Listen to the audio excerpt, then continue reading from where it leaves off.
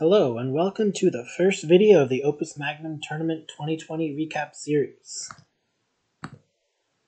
The puzzle for week 1 of this tournament, Potent Potables, is just turning this input into these outputs.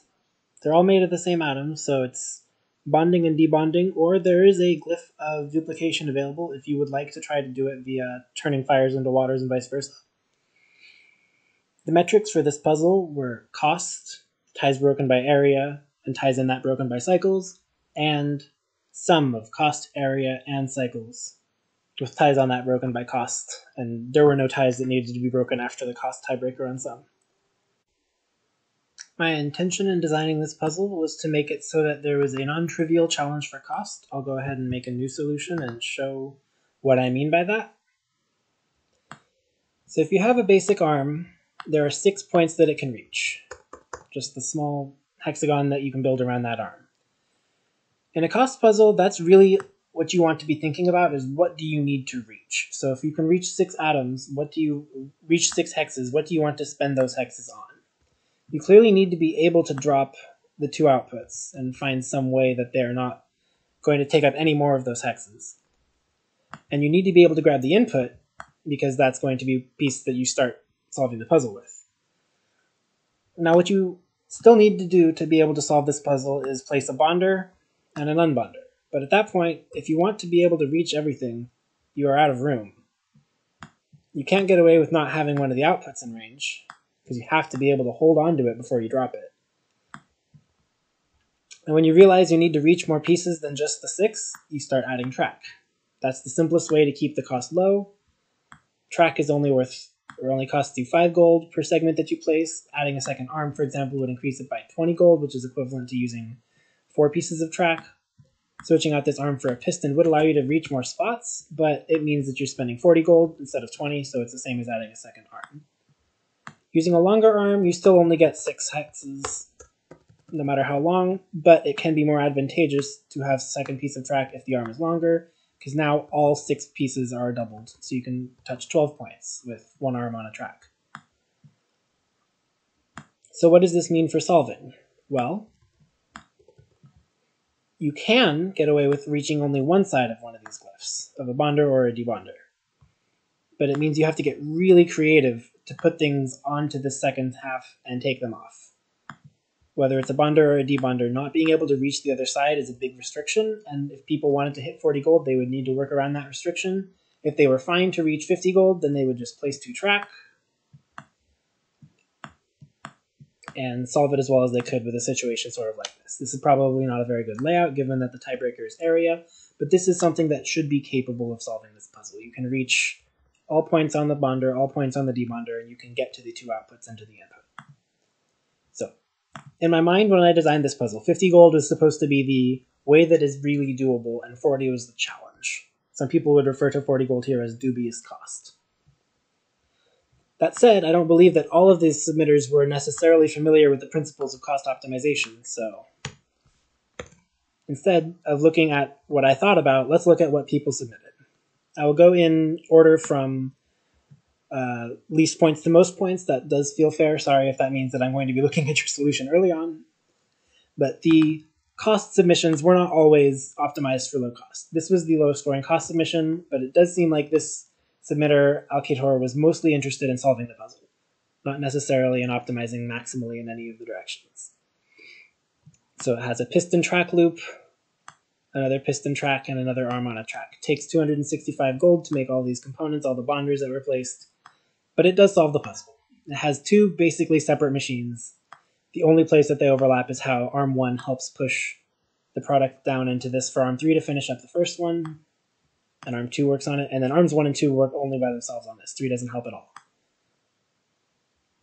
And this shows one of the first principles I want to talk about for this puzzle is that for some people, it's most advantageous to think about this as 2 separate puzzles, because you really can. You can turn this into this, and then in a totally separate puzzle, you turn this into this. And then you just make them share the same solution. That doesn't work very well for low cost, though. As you see here, you have to place separate arms for operating on one product versus the other. The next solution that I will look at is by Flappy for cost. This one actually struck me as very interesting because it was organized. It was one of the most organized solutions here. It doesn't necessarily reach minimum cost because it has a piston, and in addition to using a piston, it's using a lot of track, coming in at 85 gold. But this does not use any rotate instructions. It just uses sliding, plus and minus on the track, extending and retracting the piston, and pivots. It follows a similar but not identical process for both of the products, and rather than rotate the piston to try to reach the spots under the track where you can reduce some costs, they chose to keep it always, the piston was always oriented in the up and left direction, so that to get the things down here below the track, you used a pivot and you retract it all the way. And I thought that was interesting. If not necessarily optimal, it was organized. I'll let it speed through, just get to the completion screen. For those of you who didn't know, you can alt-click on an instruction, and that'll speed it up and help you get to the end of these long-running solutions with their huge instruction tapes a little faster. Next up in the list is Sockboy. Sockboy used a arm on quite a long rail, but it is not a piston, so it scored slightly better than Flappy. They used 2 extra tracks, but the arm itself cost 20 gold less, so it came out at 75 instead of 85. Now, the track layout here makes it very easy to access all 4 points of these bonders and debonders. You can reach this from multiple angles, whether the arm is sitting here, here, or any of these if it's reaching up and to the left. And you have plenty of access on both of these outputs. So this achieved it's one arm, it's a basic arm, and it has some track cost thresholds, but it did not minimize the number of track. It mostly was trying to keep it straightforward to solve the puzzle. And it definitely solved the puzzle. What more can you ask for? I will again use that speed up command. It's sometimes interesting to me to look at how they decide to break down this product. So we step through bonding first the 2 reds to the 2 blues so that it matches the output here, but leaving the vitae still bonded, and then repositioning later to put the vitae on the debonder to finish off that product. Similarly here, bonding the 2 reds to the 2 blues, but then debonding the blues because the blues are not bonded in the output. And with that little motion, now there are 2 pieces which can be joined to look exactly like the output. They just require a lot of positioning, and evidently Sockboy felt it was better to debond them again and bond them one at a time because of the awkward positioning. And it works. This was the first of 2 75 gold submissions. The other was by Kyojin Desu, which was a 3-track but a piston solution. So in this case, 75 gold can be achieved with bonder, debonder, and 7-track and an arm, or 3 tracks and a piston arm. This one was slightly better on area than Sockboy's, which caused it to have a better tiebreaker. And if you want to see the area that's taken up by a solution, you can press 2. It counts all of the tiles that are being swung through by atoms. So even though this seems like it's extremely dense in terms of all the tessellation of the different pieces, there's still this extra layer of hexes that are taken up here that are highlighted, which are swung through or swung over. I suppose a good example cycle would be here. This is a length 4 swing because the arm base and the furthest point are 4 tiles away. And so when swinging from here to here, the game considers it to contact all 4 of these top hexes. And that's because if you were to put an atom on those, this atom would crash into it. That's what the game uses to determine whether something is occupied or not for the purposes of counting area in a solution.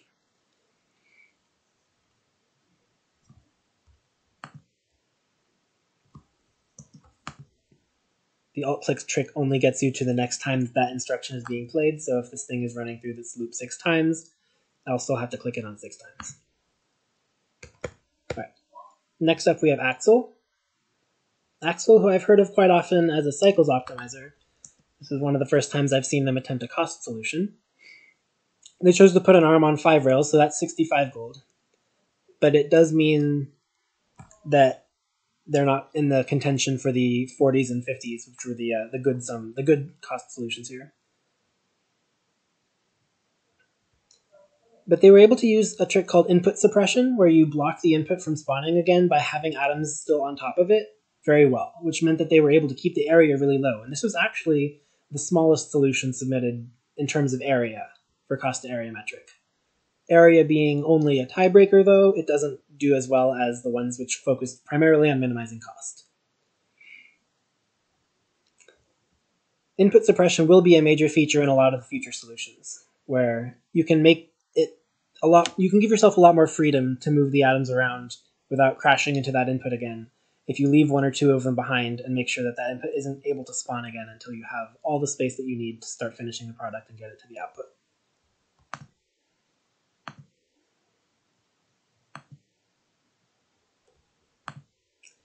Next up in the cost list is Encaligor. Encaligor had a rather interesting approach to this, had no track at all, but used two arms. One arm seems to be in charge of disassembling the old product, and the other arm received the atom and added it to the new one. And because this first piece is very linear, it's very straightforward to just add one at a time, repeat, repeat. Because the second one has a branch in it, arm 2 has to go and do a spin around itself to make sure that it adds something in a tree structure instead of just a straight line with some bends in it. Yeah, this approach of bond with one arm, debond with the other, was unique to the solution. This is the only one that I've seen submitted, but it is only 60 gold because you have no extra rails. You're just using two basic fixed arms. And that also is a way to solve the problem of needing more access points than you necessarily have with one arm. It's just not a very often employed one because it takes a really niche puzzle for two arms to be better than one arm plus 4 track in terms of capability. Still, props for a very unique solution for this category.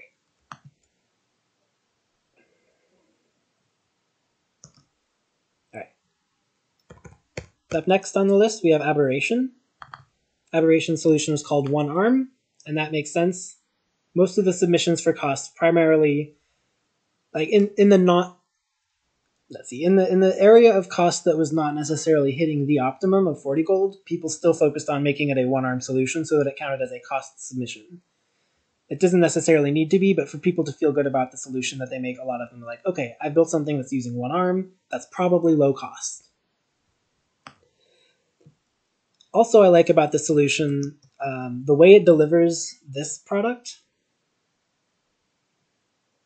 is really conducive to getting back to the grab point of this product. You can also imagine that they deliver it like way up here on the top or off to the side or way down at the bottom. But by going from where they're doing all the work over here in this set of bonders and debonders that is exactly mirroring their track layout, you need to get back to the left to drop off the product or to pick up the new input. So dropping off the product there is a natural thing. And it just looks cool.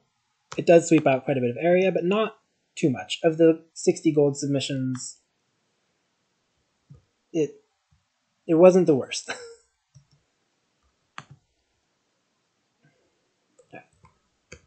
Sorry, got a little lost. Velon is the last 60 gold one. This is one that used just a piston. No tracks, and not only did it have a piston, okay, look at this. If you have a piston, it can reach 18 points. The 3 around it itself in every direction. None of those points are this. This point on the debonder is still out of access. So Velon ended up using effectively the same restriction as the 40 gold solutions had to, where you can't reach one of the sides of your debonder, but doing it with a piston instead. And okay, I left it in the same location so I don't break the instructions.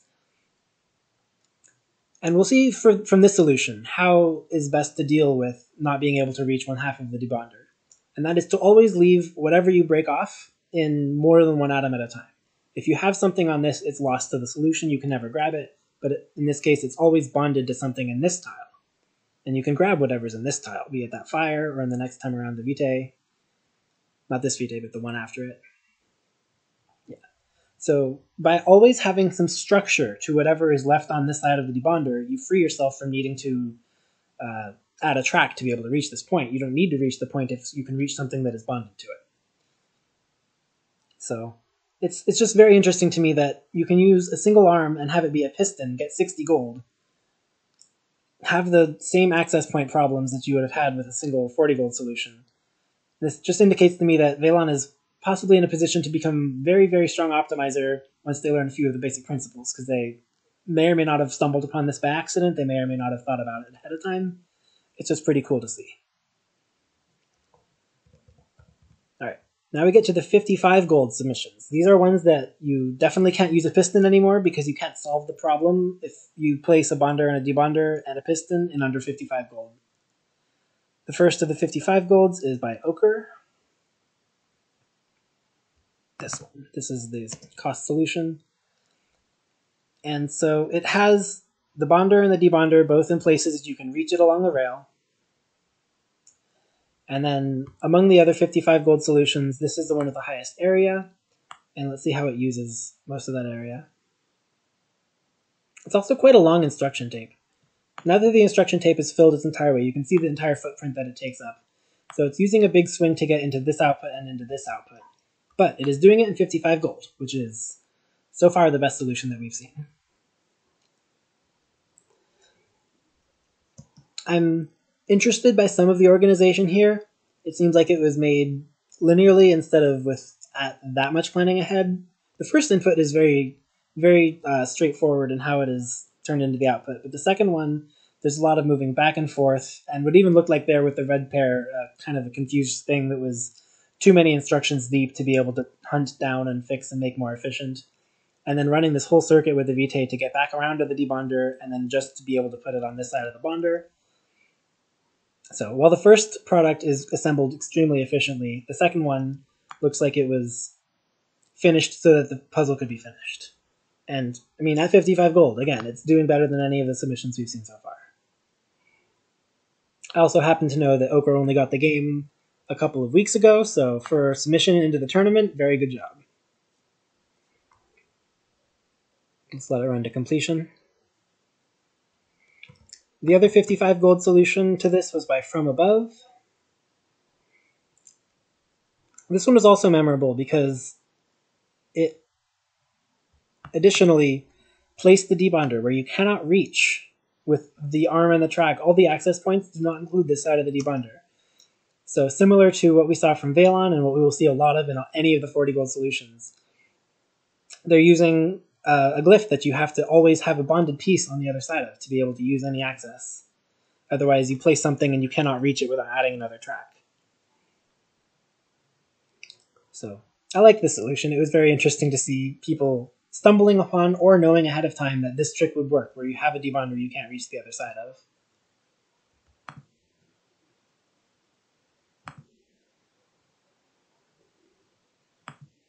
It's also quite fast, and it's smaller than Ochre's, which means it wins on the tiebreak of area. I believe after this we have only the 50 gold solutions to look at. Yes, so first out of the 50 golds would be by Monster Racer, another person who I happen to know recently got the game. Monster Racer used a arm on 2 tracks, and it's a 2-length arm. And he also has a lot of intermediate pieces that are... He keeps it all bonded in one structure for the most part, and then breaks something off, adds it to a different location, repeat. I like this sort of assembly. It means that you don't have to juggle a lot of pieces. Everything's always bonded together, so it moves as one unit. But it does mean that it sweeps out a bunch of area, and that is why it was not the winner of the tiebreak on area for a 50 gold solution. But in terms of organization, you will also see that it has full access points. Of the 2 pieces of track, if the arm is facing due left, it can reach the 2 sides of the debonder. If it's facing due down left, it can reach the 2 sides of the bonder. And then it has access in all these other directions to get to the inputs and the outputs. So it's a well-organized solution for hitting a 50 gold. It just, using a giant piece and swinging it around like this takes up a lot of area.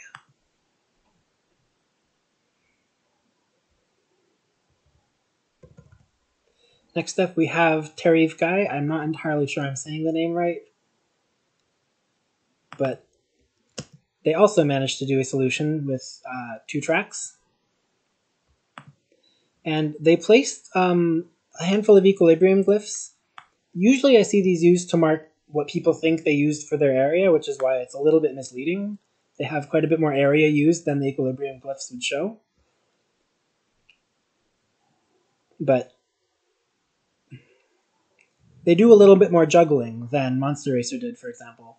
They're holding onto a 2 and a 3, and before they even bond anything, they break the 3 into a 2 and a 1. So there are always a lot more pieces here in play, but that means that it takes up a little bit less area. The swings that happen, though, with the final products before they're delivered to the output are still quite big.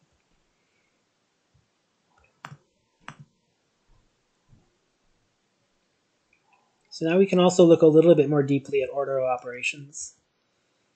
This piece can be broken off. You can take off the 2 reds and leave the blue and the vitae, and that was a very common choice.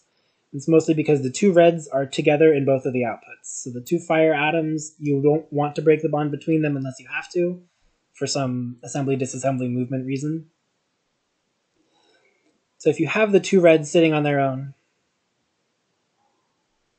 you can finish off either product. In this case, the blues would need to be split for this one and stay together for this one. The vitae would need to be removed from a blue or kept on a blue but moved differently. It still has a lot of freedom as to how you choose to reassemble this product, but the red staying together is pretty unique, and it's in basically every solution, and that's for the best. It's more efficient not to undo something you have to redo anyway. Up next is Kupiowala. I'll just call them Kupi. One thing that I noticed about this solution is that it's using input suppression, but I would consider it almost useless input suppression at this point. Notice that they, right at the end of their instruction tape, they move this out of the way so that they can assemble things on this bonder as they have placed it. And then their last instructions before it loops are to put it back where it started so that this grab can be valid and make a looping tape. If you didn't have a looping tape, you would need to code this entire instruction set 6 times, repeated after itself. They lost 5 cycles for doing it this way because this grab instruction is redundant with a grab instruction that's already in effect at the arm at this point. But it works. What I would imagine looking at this solution as the first improvement would be to place the input here instead, because both the times that they move it, it's very quick to get to the same position they move it to if it starts here, and it means you don't have to get it out of the way for the bonding cycle here. It's possible that this has another drawback when they're moving the vitae and water part around through the bottom, and I haven't tried to code up the improvement to their solution. It's just it appears to me that the input placed up and to the left by 1 would be optimal, or at least an improvement versus what they have here. Nevertheless, a very good solution, and on the area tiebreak, it beats all the ones we've seen before it.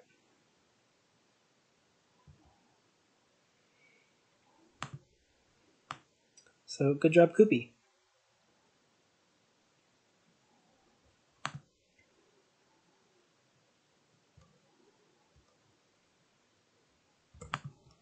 Alt-click was a lifesaver for me in validating and verifying all of these solutions.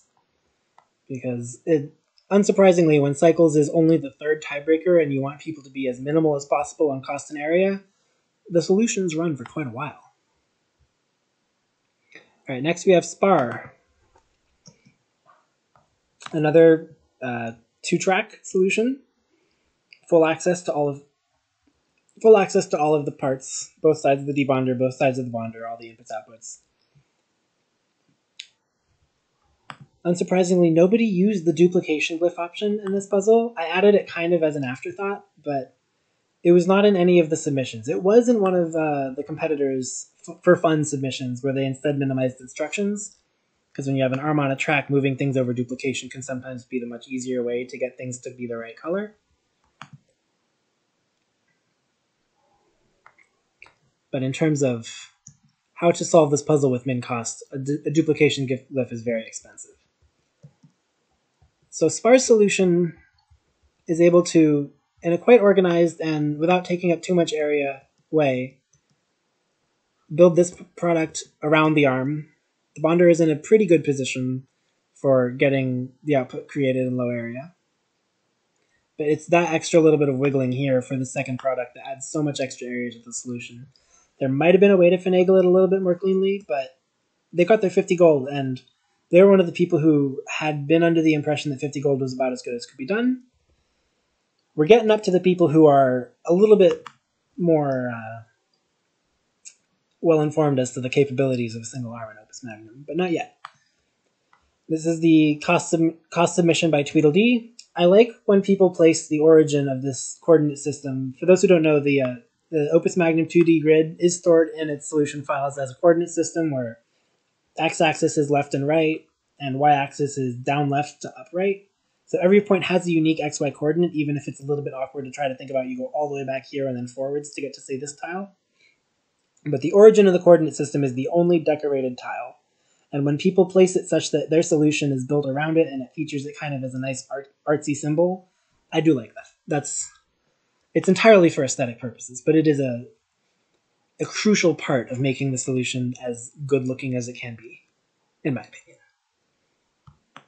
So Tweedledee uses very little extra area beyond what you can see in the footprint of their solution, which is very good. This large product is the one that kills most area solutions and the cost area tiebreakers, and they managed to assemble it on this bonder, and then all the sweeps that are being made by rotating it onto the output go over things that are already part of the rest of the solution.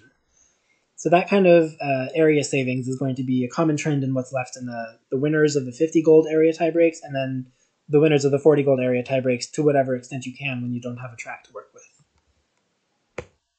Let's look next at Chickens in the Attic. Chickens in the Attic's cost is another 50 gold on 2 tracks, and they managed to fill all of the area that is taken up by their solution using the equilibrium glyphs, which again is some people's personal preference, and I do like it. They do a lot of juggling in their solution. So they have quite a few points where it's a single arm. They also do input suppression. They break off the start of their second input so that they can use this tile here under the water to finish bonding the last vitae on this side of the bonder. And all they managed to keep it very compact for a 50 gold solution. So well done, Chickens in the Attic. And as you can see, if the goal was to be a fastest solution with a low cost, there would be a few very different choices being made. Here, all of the juggling and all of the keeping things in this small little cluster around the arm are done for the purposes of keeping the area tiebreak low, which means that these solutions run for quite a long time, and it's best for a host's sanity to click on them with alt-click to get through the solutions quite a bit faster. But at 31 area, this is not the smallest, but one of the smallest 50 gold solutions submitted. We have 4 more at 50 gold, and then the 40 gold begins.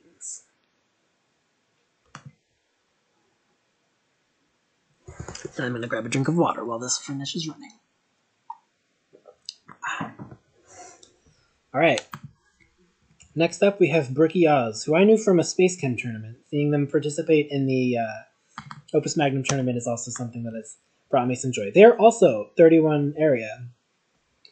They managed to find a way that took slightly fewer cycles, or in this case, nearly halved the cycles of Chickens in the Attic solution at the same area. And part of that is likely having the bonder in between the two products. Chickens in the Attic's layout didn't have a bonder in as convenient of a location. It was still between the two products, actually. My conclusions as to what made it slow is not accurate. I'm kind of doing this on the fly. It must just be the bonder's relative location to the input. I don't know, I'm trying to think about what makes this solution nearly twice as fast. So let's look at where the bonding happens and why it's slightly more of a challenge for Chickens in the Attic than it was for Brookie. Oh well, so you can see at every single point where there's a bond that's going to be made, all the area on the bonder is clear ahead of time, so there doesn't need to be any juggling of this input to get it out of the way. And they're free to start doing a lot of pivots that take up some of this space because that's between their products and that's some place that they're already aware that they will need to use to pivot this into the output or to pivot this into the output. So it's more of a convenient layout advantage rather than specifically a which pieces are between which pieces layout advantage. My mistakes for making a wrong conclusion based on bad memory. One other benefit of having a track that's going to go away when people start to make the 40 gold solutions and we look at those. With a track, you can keep this product moving in a line until it starts to be able to be disassembled. If you rotate the product, you're necessarily going to start taking up some of the area out here because the rotation that you provide is going to swing through some tiles that would crash if there was an atom there. Brother Mojo is another person who submitted 50 gold. This is the next one. It's slightly smaller and significantly faster than Brookie Oz.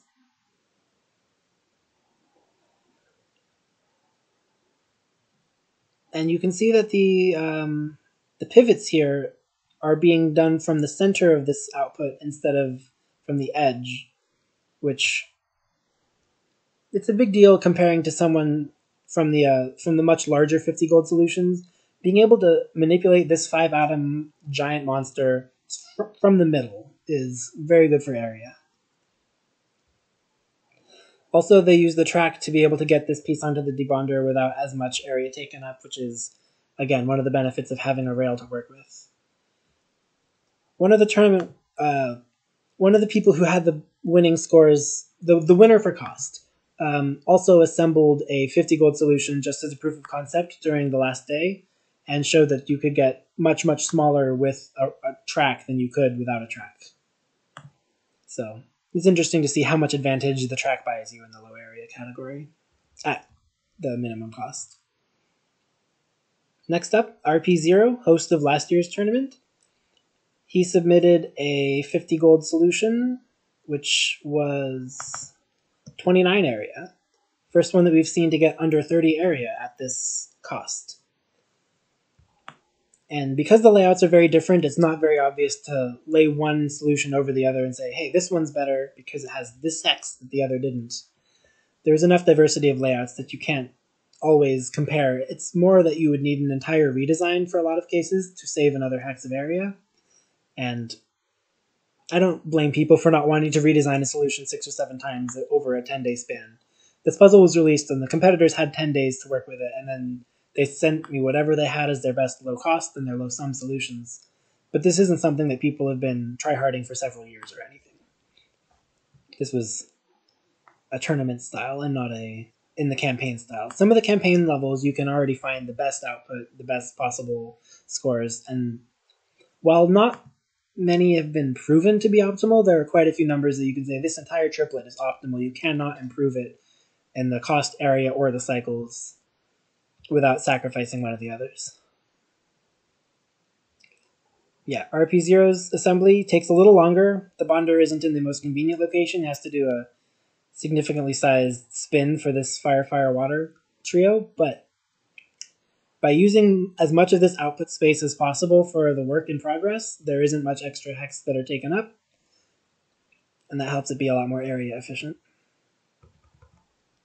Alright, last we have the smallest of the 50 golds. We have Matter Monkey, a participant from last tournament as well.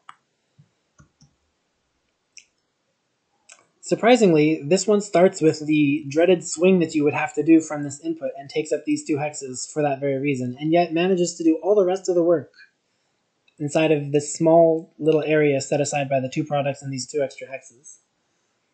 It also disassembles the product input completely. It turns it into 5 individual atoms and then starts to build the products with them.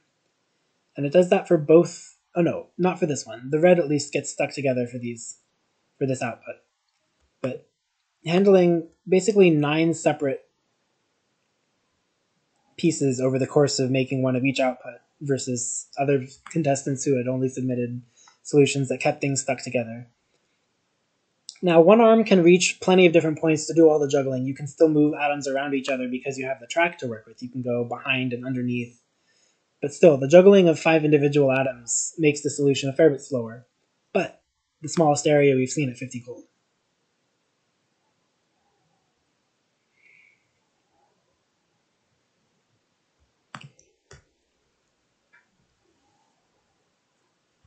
It's interesting to me that there wasn't a more advantageous place to place the input so that you wouldn't hit these 2 extra hexes in this initial swing. But regardless, unless he was able to hit 40 gold, it would have not have been possible to beat his current placement because everyone ahead of them is a 40 gold solution. Up first, we have Panic. And this solution is very unique. So I mentioned in the beginning that if you place a single arm and you have 6 places you can reach, you will need to either miss one side of the bonder or one side of the debonder. And Panic is the only person who submitted who chose to not be able to reach the other side of the bonder. The reason that I feel like this is the hard way to do it is because if you have a structure you're trying to place onto this other side of the bonder, something bonded, I would imagine you want to be holding it at the other atom to finish this diamond, where the arm is in the bottom, the piece you can't reach is at the top, the piece that you're bonding to is on the left, and the thing you're holding is to the right. But by doing that, you make a 60-degree angle. It's an acute angle. These outputs are formed entirely from 120-degree angles, so the easy way of using a half-access bonder doesn't make the right kind of bonds for these products. You would instead have to have something with significantly more structure so that you have an atom bonded here to here when it connects to this bonder. And that's so much extra work that I felt like, okay, I'll think about the debonder. And it turns out using the debonder is actually pretty straightforward. All the other ones that we saw, the Valon solution and from above solution, that missed an access point, that access point was on the debonder. And because its input is pretty big, you can get away with just always debonding such that there's a piece you can reach that gets you to the piece that you couldn't reach of the debonder. So let's see what Panic did to instead use the other side of the debonder. Or I guess to not have the other side of the bonder. So already 2 inputs are in play, making some circles. And there's the first bond made. It's a 60-degree bond. But it's a 60-degree bond that lets you finish another product as a part of it. He was using what's in the previous input and the next input together to make, and this is another one where he made a structure that has a piece on it here so that you could make a 120-degree bond out of this half-access bonder.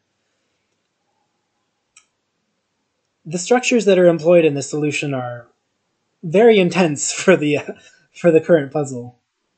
But then here we have the other output has been broken off from this structure as it's growing. It looks kind of like magic to someone who might not understand the workings of a cost solution, and I'll honestly put myself among those ranks right now. This as a low-cost solution is pretty magical to me. But so making this, I guess, plus whatever the hex equivalent of a plus shape is, allows the fire bonded with only 2 extra helpers. But the fact that you need helpers on the board at all times also means that this was coded out from front to end instead of with repeats. So if I alt-click here, it'll run through the entire solution. It's not even running one product and then the other product, and then it loops. The loop point happens after there are already some helpers on the board to start making these bonding structures. And so it has to be hand-programmed all the way to the end. I don't think there's even any repeat here. If you shift and scroll, I can get all the way to the end of this puzzle, and none of these are a repeat instruction. Now, I know Panic has a cycles optimizer, and they sent a message along with this submission saying that it was their first cost solve. And as a cost solve, this is extraordinary.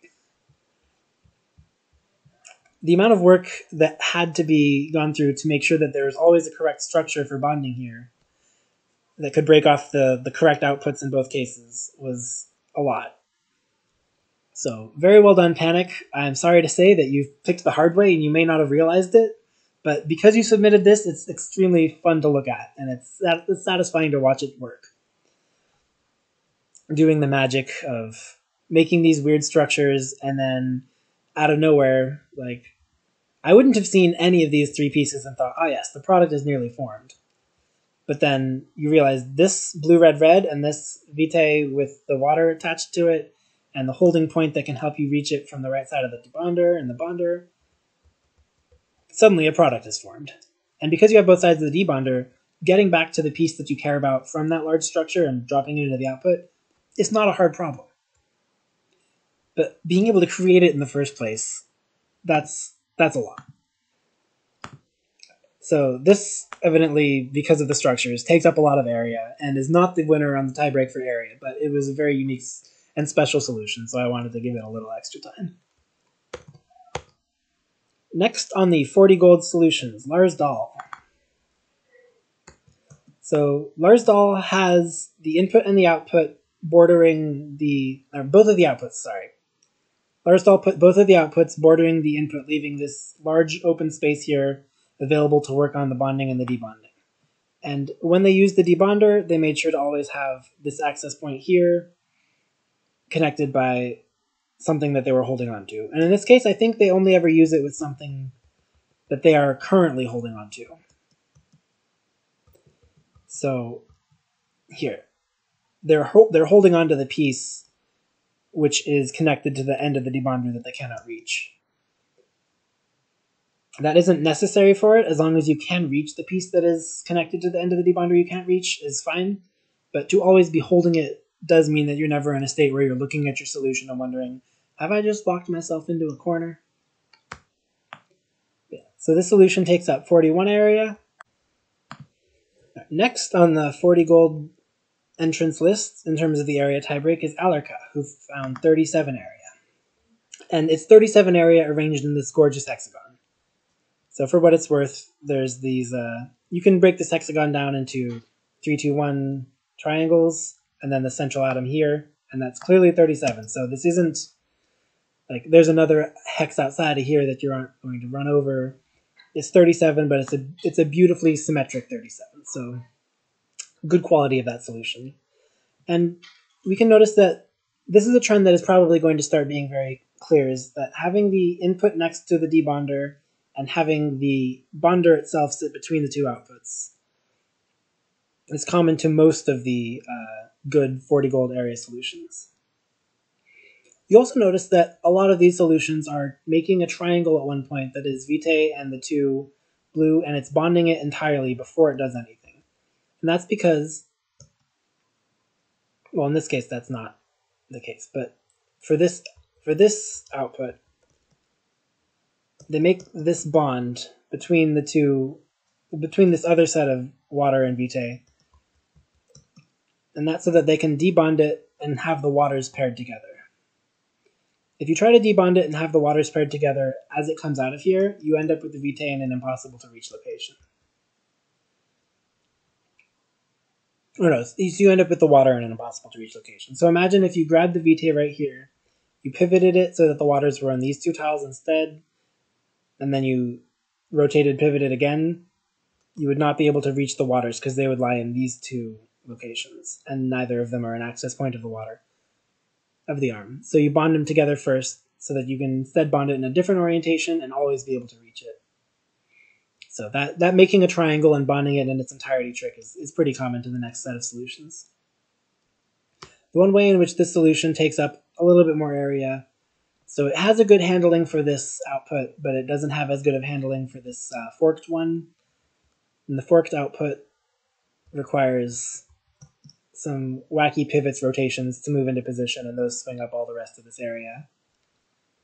But this is a very good solution by Alarka, and it hits the 40 gold. And the way scoring in this tournament works, by hitting the same primary metric as the person who wins that, you get a guaranteed 5 points. So there's some points that are based on rank, but everyone who got a 40 gold submission here got 5 points on their low cost, their category score. The people who hit 50 gold got 4 points. And the entire scoring is detailed on the Reddit post. I'm not going to go into it here. I just thought it'd be worth mentioning that by hitting 40 gold, you've guaranteed yourself 5 points. Next up is Mr. Puzzle. Mr. Puzzle. Oh. I got so used to having the parentheses names in the front, I left them if the person submitted them. Wait. There we go. Cost. Alright, another one that uses the origin tile in a nice looking way. So this is another 37 if I remember correctly. Yes, this is another 37. And not only is it another 37, but we'll see that it's exactly tied with one other submission. Down to the cycle count, down to the way the solution appears. It's one of the fastest options for 40 gold as well. It takes the input, breaks it into the same 3 pieces every time.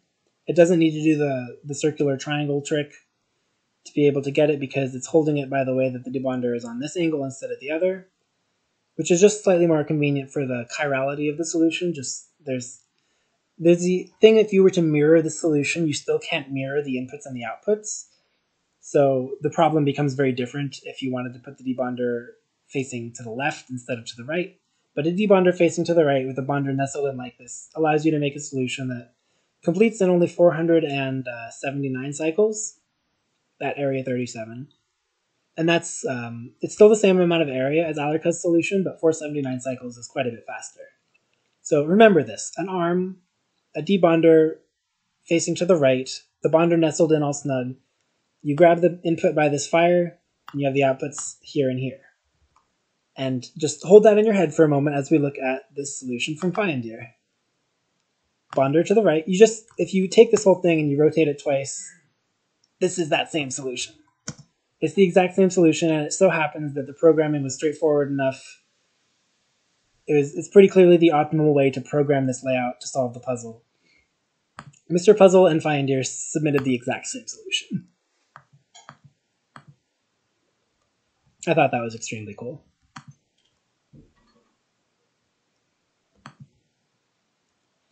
So, I mean, we've seen this already, so there's no new tricks and insights to be gained from this that there weren't from Mr. Puzzles. But in the case of an exact tie, there's no extra tiebreaker. I don't go alphabetically. I don't go based on submission date. Mr. Puzzle and Fiondeer got the exact same score for this puzzle. Going up the ranks, I would like to now say my solution is the next one to look at. I didn't score any points for this. There's no scoring from the host solutions, but I do solve my puzzles. I want to make sure that these are good puzzles to optimize. So my submission uses it uses the same triangle trick because I have the debonder pivoted to the left instead of to the right. And then I use a lot of input suppression here because I don't want to have to create a large sweep out the top trying to get this output into position in the way Alarka did. I still use a lot of extra space down here in the bottom because I am a fool who made this output sit in the way that forks away from instead of towards the grabber. But at 36 area, I was quite happy with this submission when I called the puzzle public. This is exactly what I had before I announced the puzzle for anyone else to work on, and I didn't improve it based on what people were submitting. I wanted to have it be my solo work before anyone else kind of showed me how it's done. And there are still 8 more people to look at who certainly showed me how it's done and improved much better area score than this solution. Or I guess in the first case, exact same area but slightly better cycles. That's how tiebreakers work. Next on this list, we have the solution by Rubix. Rubix was able to find the 40 gold solution and got it in 36 area, same as me, but slightly faster. Interestingly, Rubix solved the problem I had of putting this output forked away from the arm, allowing this bottom right to stay a lot nicer with area, but then took up quite a few extra hexes here. Let's count 1, 2, 3, 4, 5, 6, 7, 8, 9, 10, 11. Oh, and then these 3 on the side. So the extra hexes that were taken up over the run of the solution still kept it at 36, even though I think the layout is a lot smarter than the layout that I made. And another point in favor of this layout being a little bit smarter than the one I made is that the next submitter also used this exact same layout, but was able to program it to get 33 area. So we'll look at the differences between Rubix and Severe's solution real quick. So in building this, the forked product, there's a piece that swings and takes these 3 area. And I think, I'm not 100% sure at this time, but I think that's the difference between Rubik's solution and Severe's solution, which looks the exact same. It's the exact same layout. What's the missing area?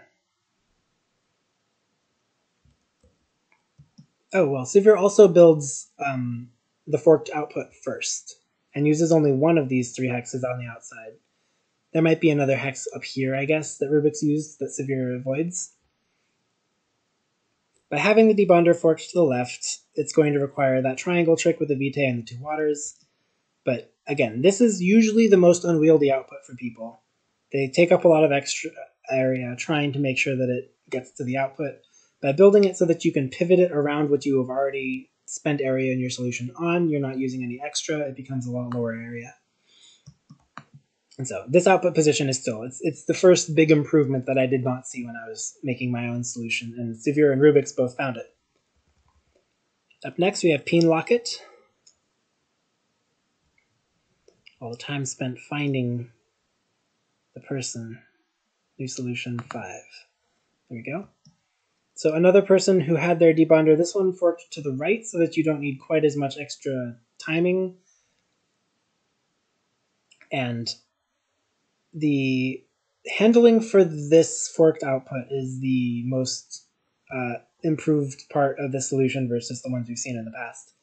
It definitely understands he understands the shape to put this output in so that it takes up the least area. He solved the debonding problem that gets you to 40 gold. The thing that sets this aside from the solutions we've seen before it is how well it handles this output. Let's look a little more closely. So that rearrangement that gets this piece to be facing in this orientation doesn't take up much area that wasn't already taken up by this other output. And then once this piece is joined, it takes so little extra area to pivot there. It's interesting to me that going from this hex to this hex via, this hex to this hex via a pivot only takes up these two tiles. It doesn't take up any in this external outside part, which means that it's a lot more efficient. Swings that are in a straight line away. So if you have an object that is 3 tiles long and it's pivoting around a point that is directly in the middle, you use up a lot of extra hexes out here swinging it. But if you pivot or move in a rotation in general, and the furthest point on that swing is not a due straight line out on this grid away from the arm, that's generally a better pivot to make. It'll take up less area. So yeah, good job, Peen Locket, on a 31 area solution. Next we have Rol Omni, who got to 30 area, but this solution is one of the longest running ones of this of the submissions this week. Made a diamond shape and then the triangle shape in order to keep use of this half-access debonder. And I'm not entirely sure what of the layout requires that to be the case. It might be the orientation of the input. But as it is done this way, it seems to at least work for getting to 30 area. And that's an accomplishment on its own. There's a lot of rearranging here, a lot of structures built to be able to grab something that makes sense for creating the outputs. There's a fire triangle with the vitae, and I've never seen another solution do that. But at all points, he has full control of the solution. Things are being bonded and debonded within reach of this one arm. So 40 gold is able to be achieved, and despite the initial swing of the input being something that goes over 2 different tiles, like 2 different full-length swings grabbing onto this point, as I was just going on about, the fact that the furthest point on the swing here is not in a straight line from the arm along the grid's axes, it's able to swing from here to here without taking any of this another row of hexes. And that makes it a little bit more efficient. And this area efficiency here is key because everyone here beyond has 40 gold in solutions. The rank is just determined by how much area your solution took up. This one's pretty long running, so I'm going to alt-click from here, but I'll still try to observe and discuss a little bit more of what I'm seeing. The assembly order, so there's still the, this output is placed in a direction that is a little bit more convenient to reach from this bonding position. And this output is in the set of tiles that is covered by that initial swing. Like, you kind of decide those two things in parallel, that, okay, I'm going to place this output here. That means I can put this input here, but still swing it over and not take up any new space. Yeah, this takes 1655 cycles, so despite hitting 30 area, it's a slow boy. SGS hit 30 area as well, but with slightly less slow-running solution, so won the cycles third tiebreaker against Rol Omni. But you see 30 area here, and you're thinking, man, how small are people going to be able to make it? It surprised me, to be sure. SGS also makes very good use of input suppression. The input never shows up until the output is basically ready to be formed again. Did the did something that resembles a triangle trick, but does not have a bonding type that needs it, because here they didn't have to use it. I'm curious. I'm going to look at the next time that they're creating the forked output to see what the triangle trick equivalent is that they're doing. So from here, they want to keep the two blues together. So they bond them. Oh, it's not even a triangle. They're just bonding them first and debonding the vitae, which makes total sense. I think having the input right next to the debonder like this, even though you use these two hexes here in this first swing, or I guess it's a pivot, so you're using these two hexes but not more.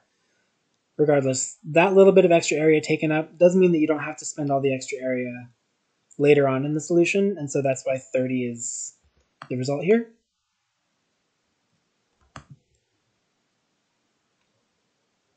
And it's fast enough 30 that it was able to take 4th place out of the cost submissions. In 3rd place, Shadow Cluster with 28 area at 40 gold. So looking at this, Shadow Cluster grabs the water atom that is bonded to the vitae on the input. The bonder here is on its own, not in between the two outputs. And I'm pretty sure at no point during the solutions run does this hex that is the origin get used up. So the fact that it's here in this is not to mean that it's also an area that is used. It's just the closest area to what would appear to be used. And it's actually extremely impressive to me that he manages to avoid using the hex that's directly to the left of the bonder in this solution. Yeah, it has a 1, 2, 3, a 3-part bonding cycle, and then a lot of juggling and a lot of good input suppression. It's not the fastest solution, but at 28 area, it's definitely the 3rd place winner. The pivot around this held point takes up these two, because this fire has to swing from here to here with a center of rotation here. Excuse me. But yeah, there's not, to me, visibly any unnecessarily wasted area going on here. Shadow Cluster is extremely efficient with the area of the cost solves. And yet, this was only 3rd place. Is it because of the cycles? No, there was actually another area to save. So I'm trying to look as close as I can at what decisions have been made here and see what's the difference. At 2nd place, we have Jinyu.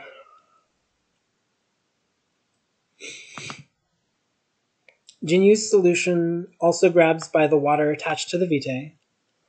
The order of bonding with the two outputs is slightly different. The bonder lies in the middle instead of at the very edge. And there's still this around the arm cycle that achieves a lot of the assembly of the output. The fact that you can put the final product sitting on this bonder and pivot it around this point without you're only taking up this area and not any real extra area that the solution wouldn't have otherwise been using, helps this one stay at 27 area. I'm trying to internalize this layout while I watch the solution run to make sure that I can understand the differences between it and our winning solution.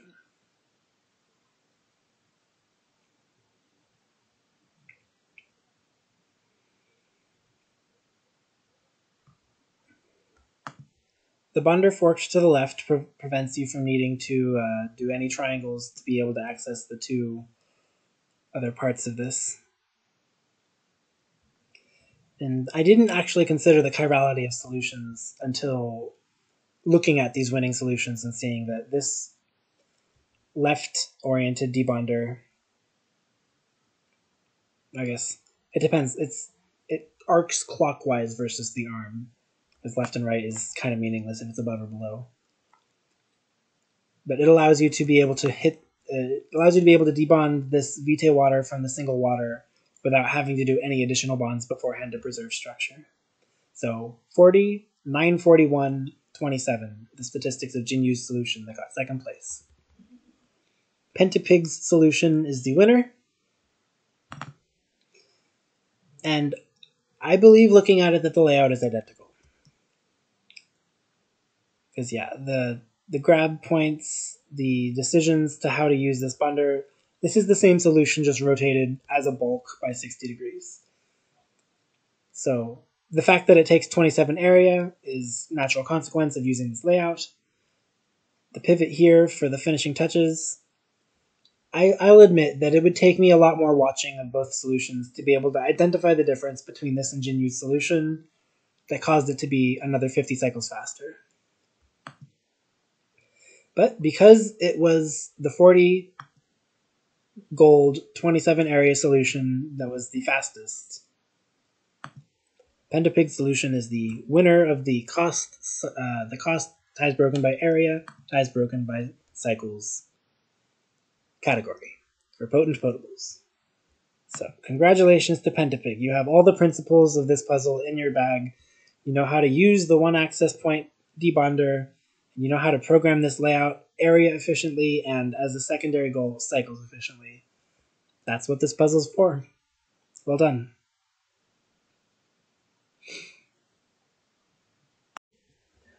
So the second category for this puzzle was sum. You add the numbers directly. So the cost, 1 gold is 1 point, cycles, 1 cycle is 1 point, area, 1 tile is 1 point.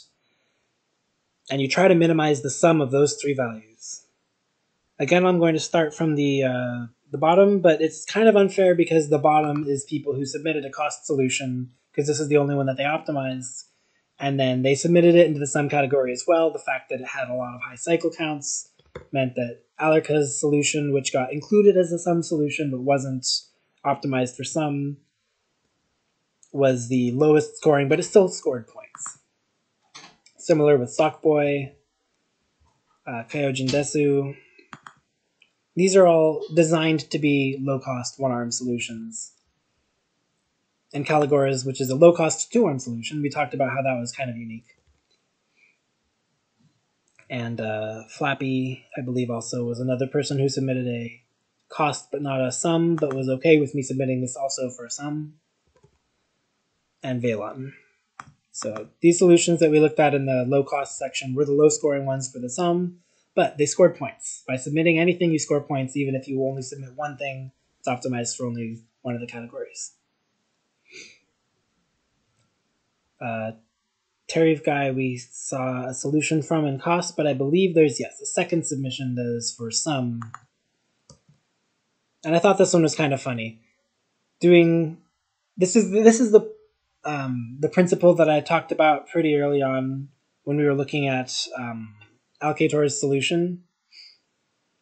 It's, do you choose to solve 2 separate puzzles, or do you choose to solve one puzzle that has these 2 outputs? By doing it in 2 separate puzzles, you kind of necessarily have 2 arms, which was a no-go for cost.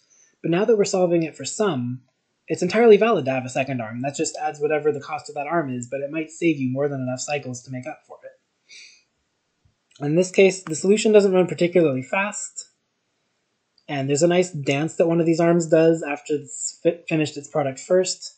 It does this nice spin twice, pause, spin twice, pause, spin twice, pause dance. It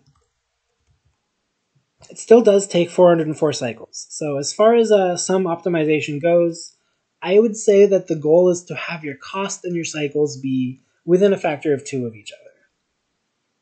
The solution taking only 120 gold but 404 cycles, my intuition would say that it is not fast enough to be optimized for sum.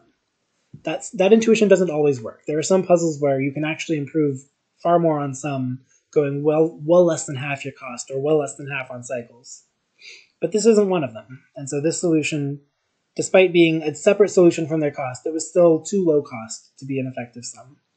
But it is still a very fun solution, particularly with the dance that Arm 1 does. And it illustrates the principle of, do we have two puzzles or one?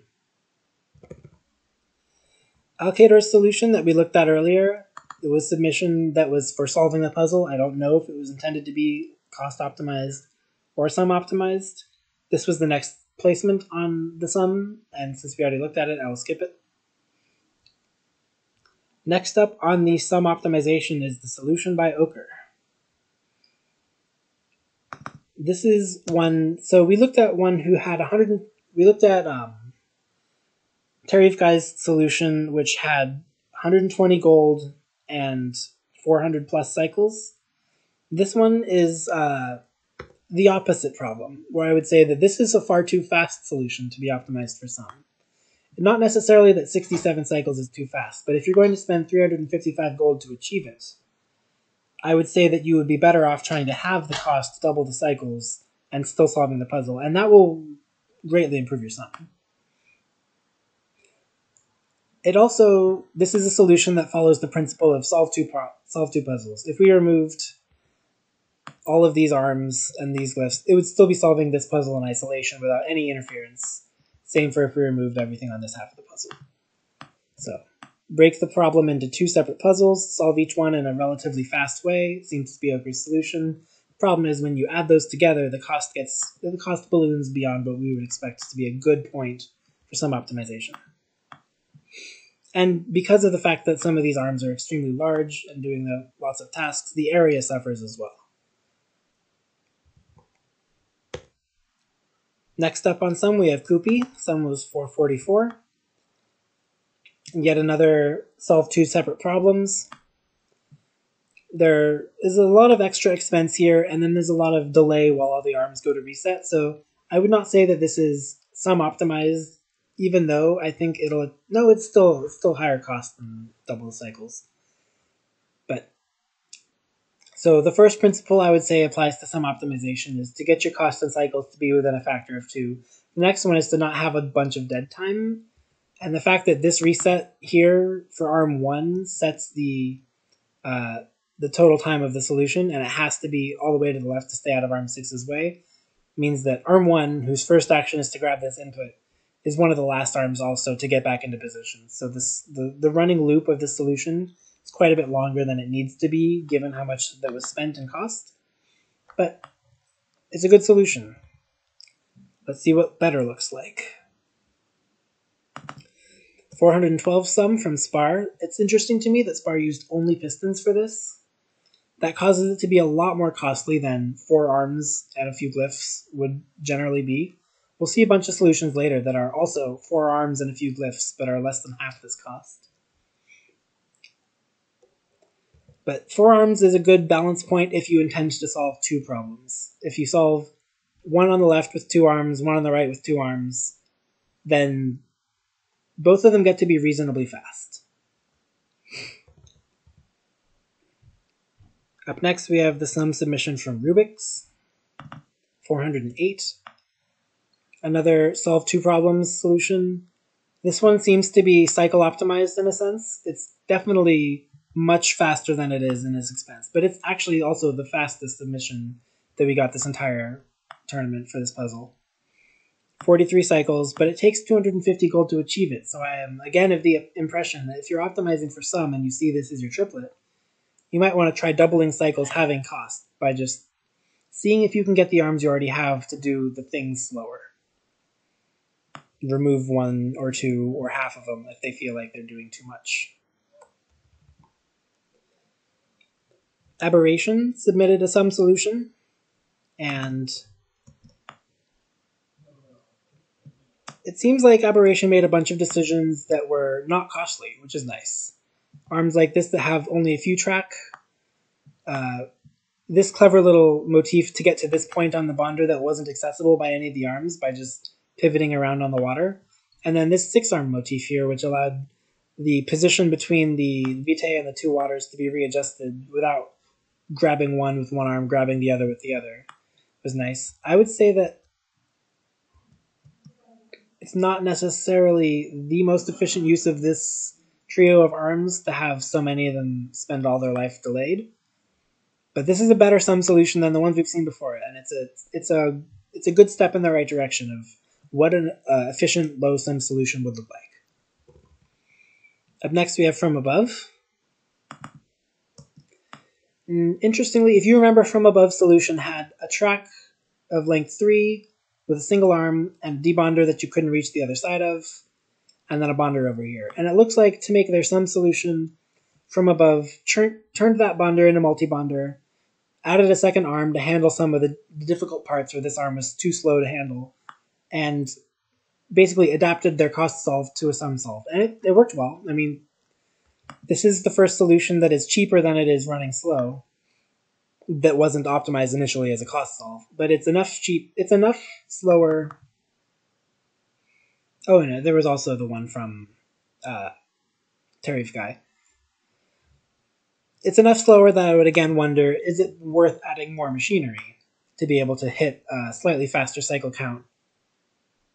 So 2 arms seems like it's a little too low for the job. But it's interesting to me just that this was a lot similar idea-wise to their cost solution, and it worked out very well to make these small improvements that make it far better than their cost submission alone would have scored on some. Up next, we have Chickens in the Attic.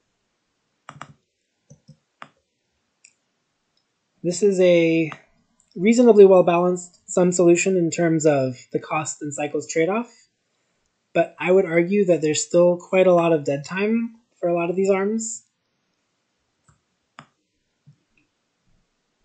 Moving the pieces around each other is the real hard part of this puzzle for some, and this solution does it reasonably well, which is good to see. It's the time spent getting this water onto the other side of both pieces that really makes the solution still feel slow. At 135 gold, it turns out it's possible to be quite a bit faster than 177. But as far as a sum solution, this is pretty well optimized for some. So good job, Chickens in the Attic.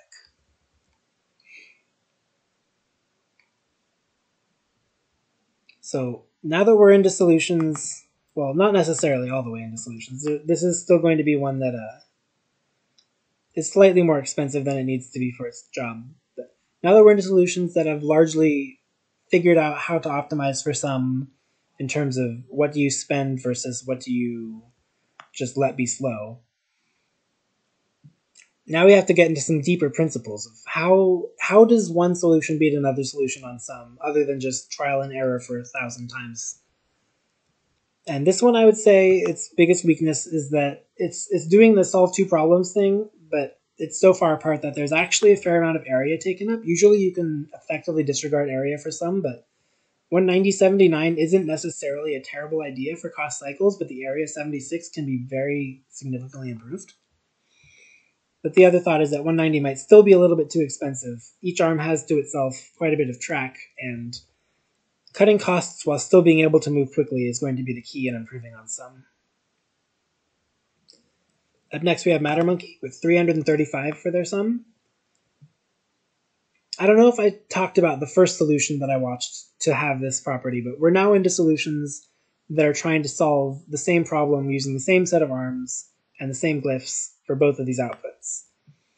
So instead of building a left half and a right half that each handle one of these outputs in a totally independent machine, you save quite a bit of cost by choosing to have it be one pair of glyphs, or maybe a set of glyphs if you have more than just one bonder, one debonder, and then one set of arms that do the work for the whole thing. And you can see that arm 1 is the only one that accesses the input, and its primary job is to move it into a debonder where it can start working for the rest of the arms. That principle is pretty common. There's going to be an arm that moves the input onto a debonder, and then the rest of the arms will start assembling the outputs from the debonded inputs, whichever way they are debonded. So after Matter Monkey is Monster Racer, who's that's a cost. There we go, sum. This is a 2 halves solution, but interestingly, there is one arm delivering the top half and the bottom half. And that's its only job. Arm 3 is move it to the bottom, move it to the top, reset, and wait. I would say that despite being it's very efficient for how it gets the pieces around each other in the top half and the bottom half. But the fact that Arm 3 has a job and then waits for the rest of the time is a little bit of a flag for this could be optimized better. I don't know necessarily how I would optimize it better without redesigning it, but again, this is also better than all the other submissions we've seen so far. That's the way we're going in the order. So it's definitely very efficient in how it assembles the outputs from its 2 stations, and in that respect, it is winning against a lot of the previous submissions that we have seen. Next up we have RP0. There we go. This submission uses 4 arms and the same pair of glyphs, so it's one that doesn't solve 2 halves of a problem.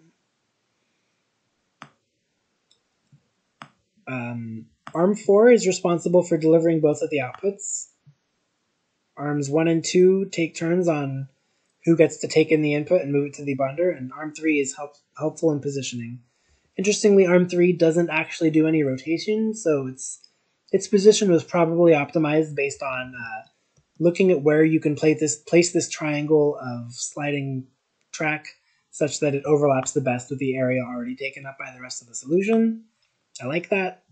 An arm that only slides, though, might be underutilized. Just an impression I get when I'm looking at a sum submission.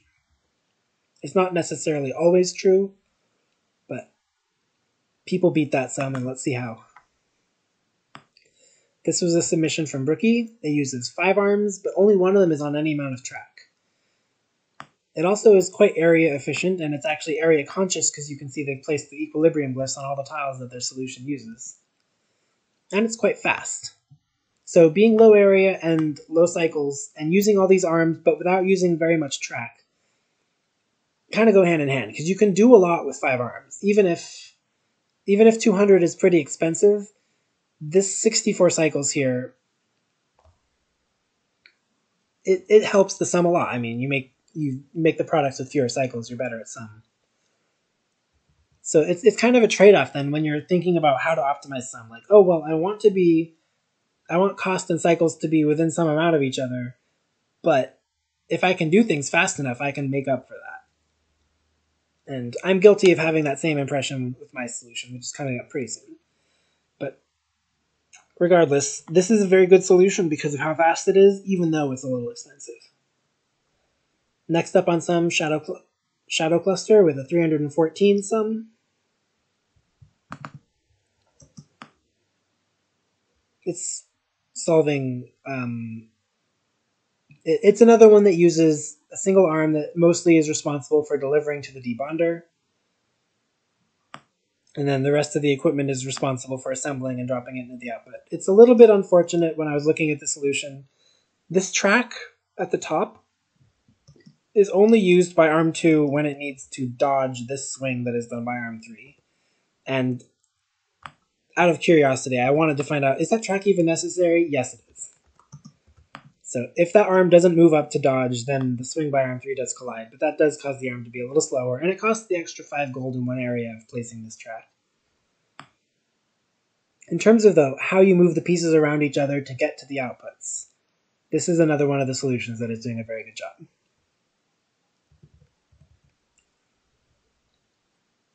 Up next is Tweedledee. Another solve 2 different parts. So there are 2 arms at the top, which are handling the first input, and there are 2 arms at the bottom that are handling the even-numbered inputs. And each one is making its own output in a rather efficient way. I would still say that since each arm is sitting on a bunch of track, this is a little more spendy than it needs to be, but it just barely works its way into the cycles is within half of cost heuristic, where cycles doubled is 172. I specifically like the path that Arm 2 does when it's holding the vitae. So just, it gets around the piece and then it immediately throws it back onto the output because that's where it had been in the previous cycle. Mr. Puzzle up next.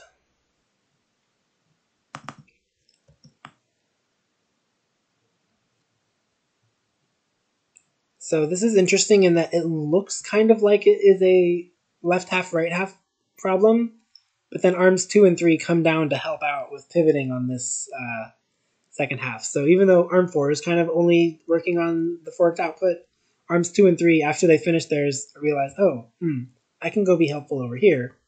And the fact that none of the arms are on track does save it enough gold. It's 120 gold and 123 cycles, so it hits a really nice sweet spot on the sum threshold. And this is sub 300. Let's see if I want to check real quick. Yes. Mr. Puzzle is the first sum submission on this list to be sub 300. And sub 300 as a threshold I thought was pretty nice. It's a number that can be achieved, and people can look at this, and then if you find yourself at like 303 or something, you'll work on it until you're sub 300, just because that's how humans' brains work. It's also kind of noticeable then, because the previous solution that we looked at by Tweedledee was 313. So the threshold might have been 312 or below, you look harder and try to get under 300. 313, you accept, yeah, this is about where my sum is. Human behavior is interesting. Or it might have just been by randomness that sub 300 was the follow-up, that huge gap. Brother Mojo also submitted a sub 300. This one is two lower at 294. And you can see arm 1 has the role of moving things onto the debonder. Arm 3 here, surprisingly underused. It's there to get that hard to reach place of the vitae, but that's all it does, this entire solution. So it's very impressive to me that you can get sub 300.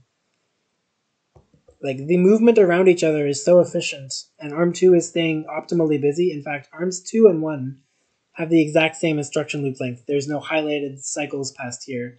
They both finish and start their new work at the exact same time, so they're never resting. But arm 3 is resting a lot. Yeah, 130 and 116 cycles. This is a really well sum-optimized solution. Up next we have Axel. Another 3 arms, but using a piston. And it's very surprising to me that the splurge for a piston is worth it, but it's for one specific movement, where it's that. Getting a piece to that position with an arm on a track would take enough extra cycles and enough extra track that it evidently wasn't worth it to optimize. And it was better for some to keep this as a piston, which surprises me quite a bit. But the two arms doing double duty on the input disassembly and grabbing and moving the pieces to where it's convenient for them to be make the solution a good sum candidate. This one was a sum of 290 and scored, how do numbers work, 10th. We're into the top 10. Up next on sum is Feindir with 288. There are a lot of arms in this solution, but it's only 165 gold because it uses only 3 glyphs, and the number of tracks used is not that high. And you can see it's also really good on area. It takes up so little extra space that it's able to make up solutions on other, or make up sum on other solutions which have numbers comparable to 165 and 88 by staying in only 35 area. There are a couple cases where it looks like the option to reduce area was pretty available. Arms 3 and 5 don't do any rotating at all. They're just sitting on their rails. They'll do some pivots and then some pluses and minuses. That allows them to take up some space that other parts of the solution would have, because like I could move this over to here and have it be equivalent. The solution would still run if I put it in the right spot. That's the nice thing about... Oh, what am I doing wrong? I give up.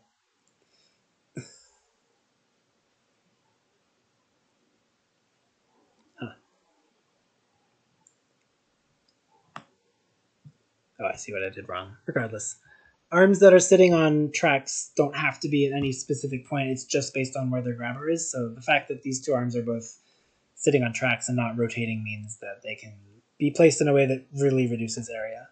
I thought that was interesting.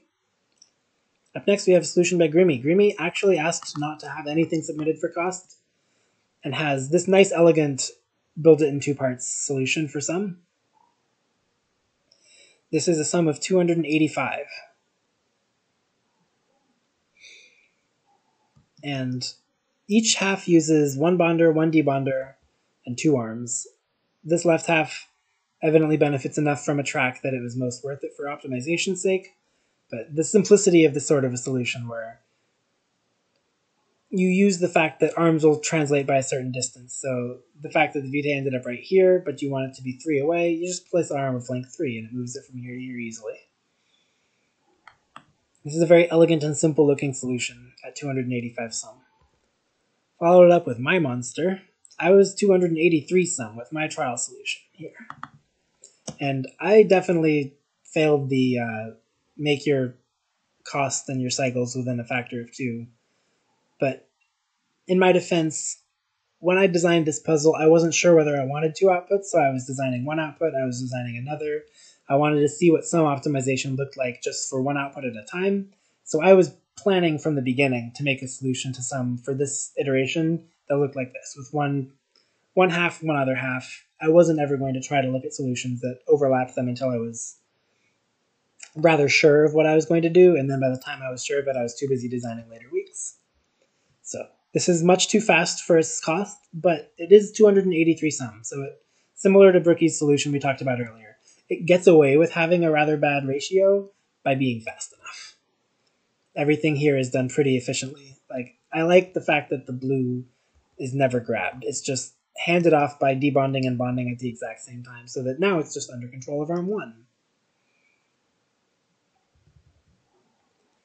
Next on sum, we have Severe.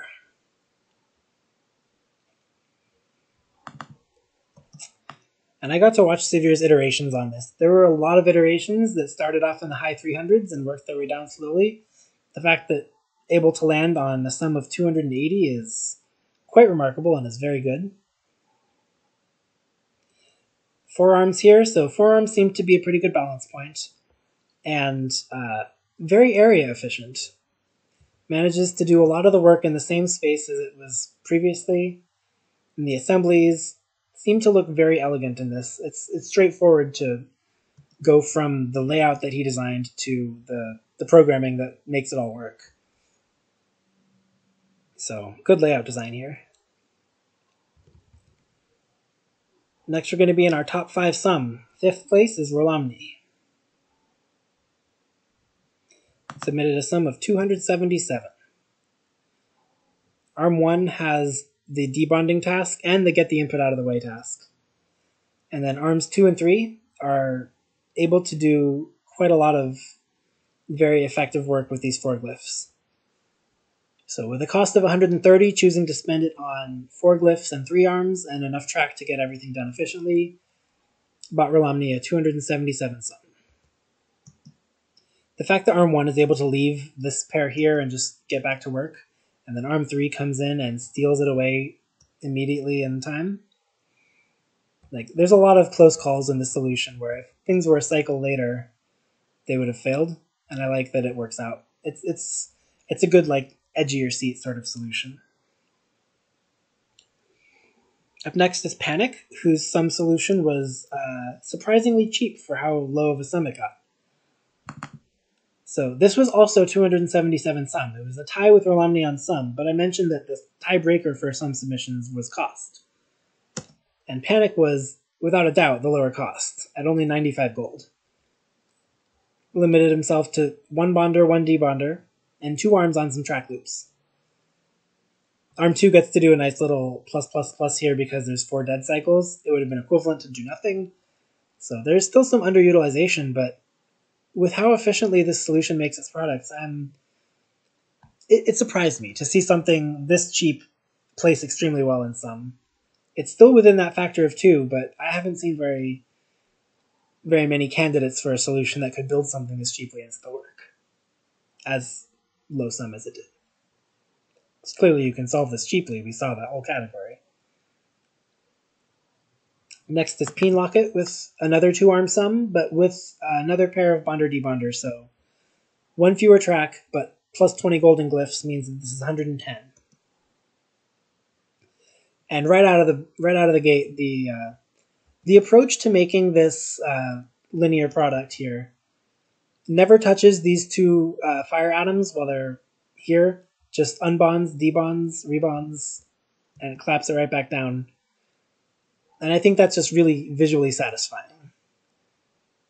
It's like when you fan out a fan really quickly and it just happens to land in this beautiful, elegant, fanned out appearance.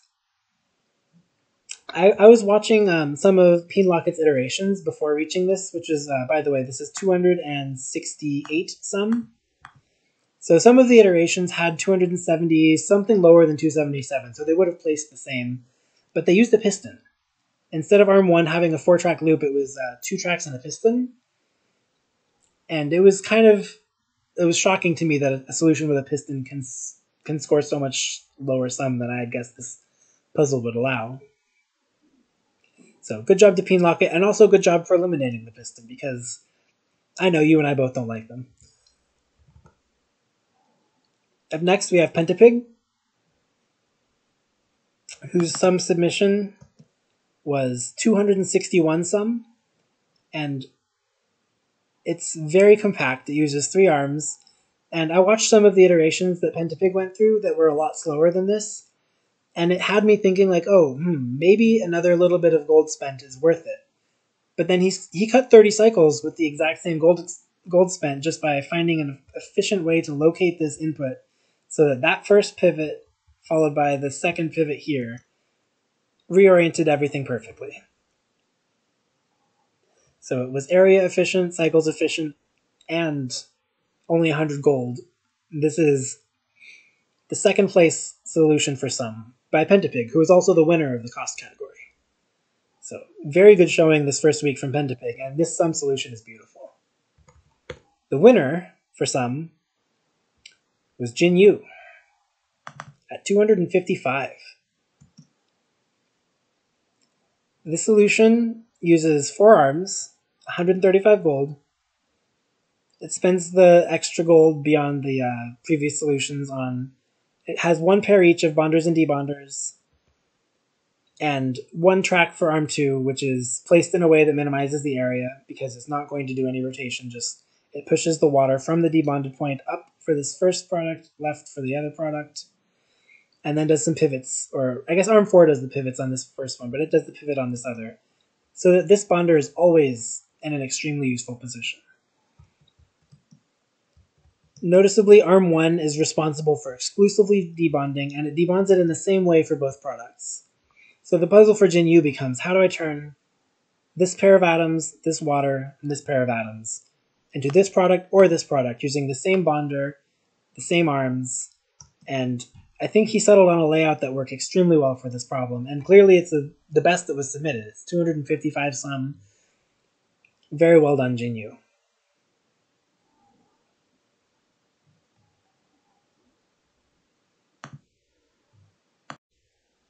And with that, we've looked at all the submissions for week 1, Potent Potables. I look forward to seeing people's submissions for weeks 2, 3, and for the rest of the tournament. At the time of recording, weeks 2 and 3 have both been announced. Please check the tournament posted from Reddit that is linked in the description of this video to see if you want to participate. It's never too late to join. I will accept submissions at any point. The weekly winners will be recognized, and then the overall points are being accumulated in a spreadsheet also linked in the description of this video. But it is absolutely okay to not submit for a specific week and still come back and submit on a later week. So for all of you who are watching who currently have 0 points, if you would like to earn points beyond this spreadsheet and start being viewed as an Opus Magnum optimizer, feel free. Just join view the post, see if you like the game, and if you end up submitting some solutions, I would love to see them. For now, thanks for watching and goodbye.